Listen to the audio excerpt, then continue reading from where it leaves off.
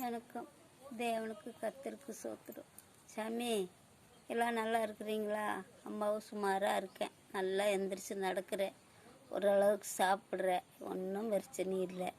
நீங்களும் நல்லா இருக்கணும், நானும் நல்லா இருக்கணும். குழந்தைங்களாம் சூதானமாக போங்க, சூதானமாக வாங்க. ஈரோட்டில் ஒரு அம்மாவை மனநிலை சரியில்லாமல் அம்மாவை பிடிச்சி கொண்டு போய் ஆஸ்பத்திரியில் வச்சு அவங்க சொந்தக்காரங்களுக்கெல்லாம் சொல்லியிருக்கிறாங்க. பாவம், அந்த மாதிரியெல்லாம் வைக்காதீங்க.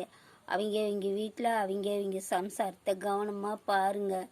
பாவம், அந்த பொன் பாவத்தை ஏந்தாதீங்க.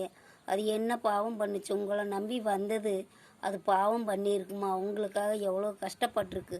அந்த கஷ்டத்தையெல்லாம் நீங்கள் நினச்சி அந்த வீடியோவை பார்த்து உங்கள் சம்சாரத்தை நீங்கள் கூட்டிகிட்டு போய் நல்ல முறையாக பார்த்துக்குங்க. குழந்தை இருந்தால் அந்த குழந்தைங்க அம்மா இல்லாத எவ்வளோ கஷ்டப்படும். அந்த கஷ்டத்தை நான் அனுபவிக்கிறேன், அதே மாதிரி அந்த தாய்க்கு அனுபவத்தை கொடுத்துடாதீங்க சாமி. யாராக இருந்தாலும் நீங்கள் அந்த தாயை கூட்டிகிட்டு போங்க. வந்து இது மற்றவங்களுக்கு ஷேர் பண்ணுங்க, நல்லா பாருங்கள். அந்த அம்மாவுக்கு நல்ல குணமாக வரல, உங்கள் தாய் பிள்ளைங்க எங்கெங்கே இருக்கிறாங்களோ அவங்க எல்லாம் வந்து கூட்டிகிட்டு போங்க.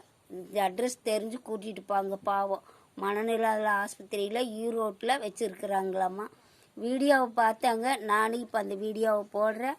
சாமி உஷாராக இருந்து உங்கள் சம்சாரத்தை வந்து கூட்டிகிட்டு போங்க. உங்கள் பேர் தெரியாது இருந்தாலும் நான் உங்களுக்கு சொல்கிறேன், நல்லதை வச்சு அந்த தாய்க்கு கூட்டிகிட்டு போங்க. அந்த குழந்தைக்கு அம்மா இல்லாமல் பண்ணிடாதீங்க. ரொம்ப நன்றி சாமி.